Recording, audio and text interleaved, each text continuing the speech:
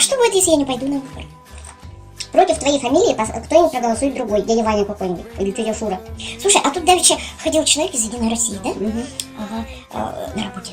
И говорит, подпишите вот тут анкету, это просто соцопрос, ничего такого. Напишите, что вы пойдете голосовать, как обычно, в такой-то избирательный пункт, по такому-то адресу, вы тут прописаны. Типа, вы точно пойдете голосовать. И я подписала. А что это значит? Ну, это значит, что... Я слышала, что, знаешь, что буржуи затеяли вообще такую игру.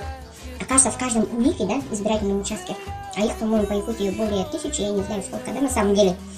И каждый, вот эти буржуи, которые из-за бугра приехали, да, они устанавливают вот эти камеры. Слава богу, что они недорого стоят. Эти камеры будут устанавливаться над всеми урнами, чтобы не было подтасовки.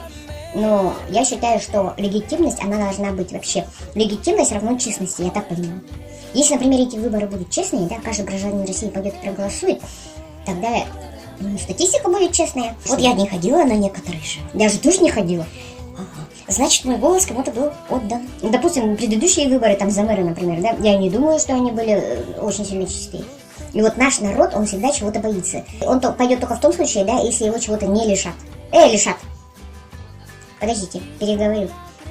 Наш народ пойдет в том случае, если его чем-то наградят, либо не лишат. Сейчас же тоже негласный закон есть. Негласный закон.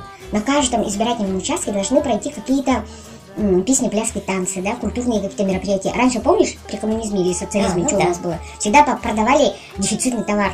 И там всегда продавали какие-то ватрушки, там какие-то вот эти булочки, там, ну да, какие-то подарочные наборы. Мы находимся, оказывается, на каком-то первобытно-общинном уровне развития предвыборной кампании как таковой. Дело в том, что еще учась в университете в годы застоя, нам преподаватель по научному коммунизму говорил: ребята, мы живем в дикой стране. Тогда еще Брежнев.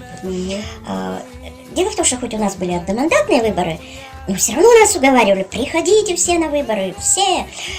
Он говорил о том, что вот покуда у нас будет зазываловка, вот такая мощная, давилова на мозги, мы всегда будем пребывать вот в таком дичайшем состоянии. Быдло. В цивилизованных странах не принято зазывать. Народ уже осознанно идет на выборы. А как это происходит?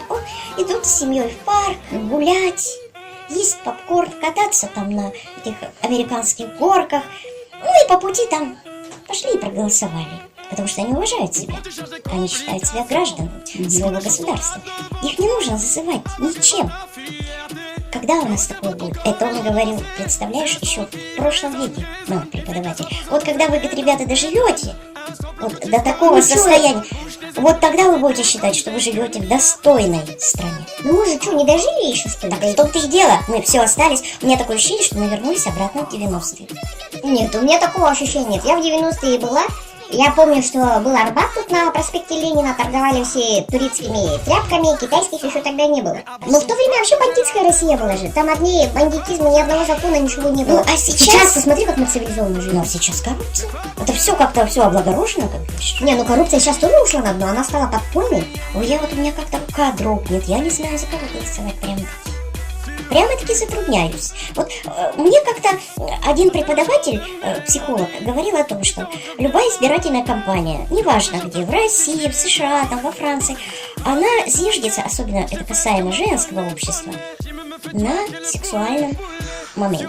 Кандидатов в президенты выбирают именно по принципу сексуальной притягательности. И вот я как-то обнаружила, может быть, мы Путина-то вот сколько сроков-то, вот как ты говоришь, альфа-самца. Вот мы в нем видим и видим. Уже столько лет, а он все у нас самец и самец. Ну он такой же. А что поделаешь-то, если он такой? Лучше пускай он будет. Пускай он не красавец, но пускай он будет. Потому что эти красавцы еще неизвестно какой лапшите накидают. И главное, понимаешь, вот такая еще есть вот мысль, да? Этот самец нас предает и предает, а мы его не предаем и не предаем. Любим и любим. И голосуем, и голосуем. Ну, потому что надежность, какая-то стабильность, да? Знаешь, что это такое?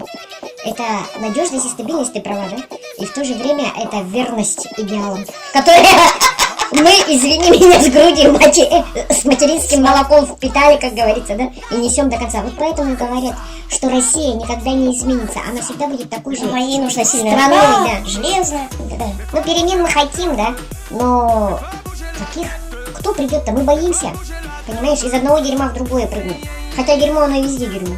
Ну так получается, что больше не за кого голосовать. Мощный рывок вперед. Мощный рывок назад. Все.